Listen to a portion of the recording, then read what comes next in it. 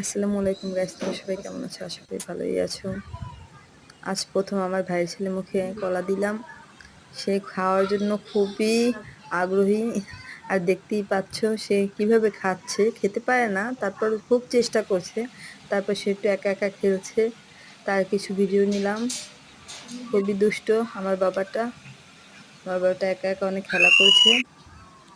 তার কিছু ভিডিও নিয়ে নিলাম। সবাই আমার বাবাটার জন্য দোয়া করবে, আল্লাহ যেন ওকে সবসময় সুস্থ রাখে।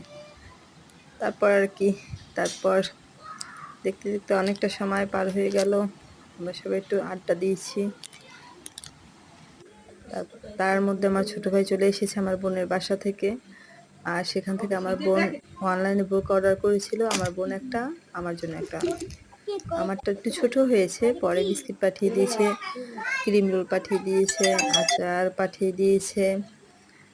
আর আমরা সেগুলো খাচ্ছি আর দেখাচ্ছি।